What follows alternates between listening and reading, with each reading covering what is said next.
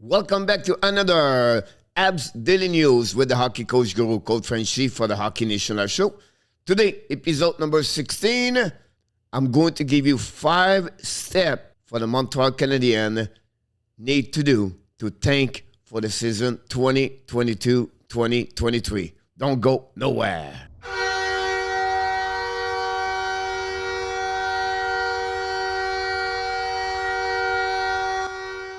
Of course, you know the drill. Please click on the like, subscribe to the show, leave me a comments below this video. Tell me why or other step the Montreal Canadiens should do to tank in the season 2022.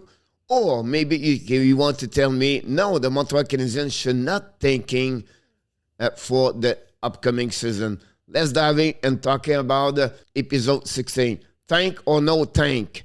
5 steps away. NHL playoff update. A lot of drama happening last night. Then the LAVAL Rocket. First game, to give you a little bit more update what's going on with the LAVAL Rocket. 5 steps away to tank because the roster is not good enough what they have right now to become a team, make the playoff next season. There's definitely right now, at this moment we talk about, on May 22nd, the roster they have, it's not good enough to make them jump in for the last position to go all the way to 16th position next season. I don't think so it will happen. The only way we want to be sure if you don't tanking is to signing UFA players or make some trade to get the team a little bit better. But again, if ever they do this, whatever they sign friend players, I still believe they don't have enough great players in this lineup they have right now to make them a chance to make the playoff for the upcoming season. So here, the first step, trade Jonathan Drouin. Why, coach? But first of all, never been a great fit with Montreal Canadiens. He's always been up and down, inconsistency. The fans of Montreal does not like Jonathan Drouin.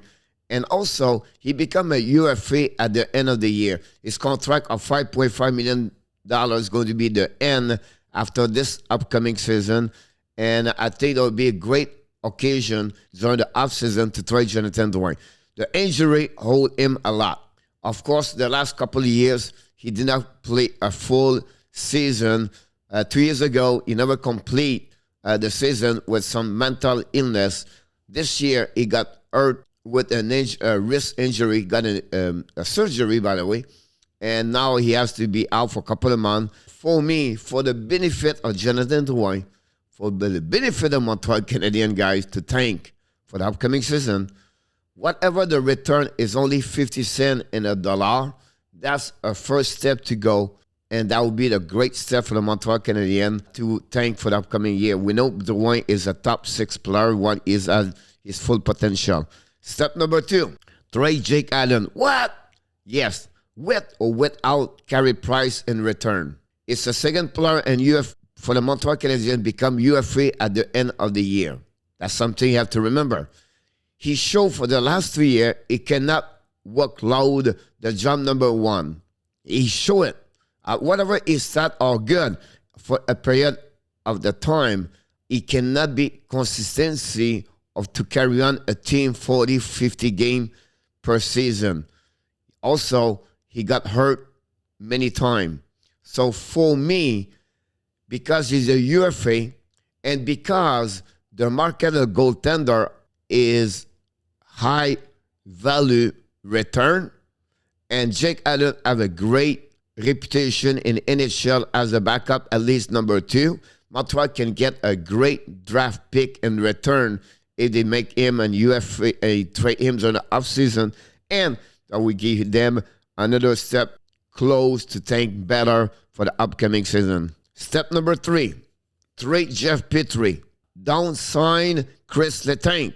That's the beauty of this one over there. Don't let him go, PETRY, because now you're thinking to get Chris LETANG. First of all, he does not want to stay here with the Montreal Canadiens, Jeff PETRY. And he complaining all year long last season because you have a good last 15 game in the season with Montreal. Now he want maybe thinking to stay for the benefit of the Montreal Canadiens, a long term, and for the benefit of Jeff PETRY. It's time for them to divorce. It's time to let him go. And when they do this, they don't go for UFA, but they resign Chris Whiteman, and you have right now next season Barron-SAVARD and Whiteman. But that's what we want to do. We want to be sure we finish at the bottom of standing NHL next season to have a better chance to have a higher pick for the NHL draft 2023.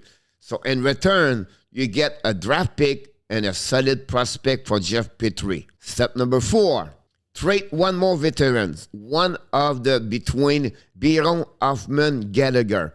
So what happening this is, first of all, drop your some salary cap. We know Gallagher at 6.5, Hoffman 4.5, Biron one more year at 3.4. And then if when you do this, don't resign any UFA. You have enough a player right now, and the personal prospect Montreal Canadian, JC Ilonen, first of all, let play more Poland. Maybe keep Dauphin in the mix. Bring Belzile up for one more year, but hanging there for one more year, and that will be a benefit a long term if you trade Gallagher, Hoffman, or Biron. In return of one of the three I'm just talking about, you can get a draft pick, a prospect, and maybe both of them in return to trade the veteran. Finally, pick the step number 5. This is a little bit mixed with two things. First, the return Shane Wright and OHL. What you talk about? If Montreal get first overall pick, any player, but more is considered to be Shane Wright, return him and OHL. For the benefit from him, let him do one more year over there. And that will give also the Montreal Canadiens think better at the end of the day. And don't have him, the young man, with a team right now, don't go nowhere. Secondly, don't sign any UFA. This is really important for the Montreal. Don't try to get LETANG, Malkin, Trocheck. We're not ready for yet to get a UFA or a new goaltender. Is my 5 step away to tank, but maybe not in the plan of the Hugo. They mentioned many times for the last couple of weeks they want to sign UFA. They believe they have a good team so far, but they want to add better players and to transform the roster the right way with a great foundation, with speed. For me right now, they are not there. This is my suggestion. Possible the management of Montreal Canadiens think differently.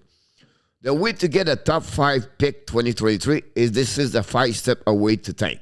Montreal, why you do this, coach? Why you want to Montreal? Because next year, guys, the 2023, great year to pick a player franchise. Bedard, Mishkov, Fantilli, 3 of them, and maybe have 3 more players, a little bit more at the level of Shane Wright, can make a great team transformation with one of those selections. So for Montreal, why not to take one more year? I know for the fans, you don't want to hear that.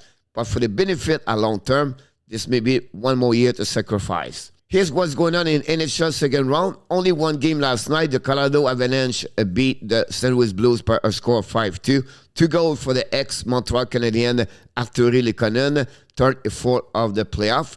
Colorado take the lead now 2-1. Today, on Sunday, May 22nd, we have 3 games, 1:30. Florida Panthers and Tampa Bay. Tampa Bay lead 2-0. New York Rangers visit Carolina. Carolina lead the series 2-0. The game is at the Madison Square Garden and start at 3:30. Finally, at 8 o'clock, Calgary visit Edmonton. The series is even 1-1. The Hockey National Show is going to do 2 games at 1:30 and 8 o'clock tonight.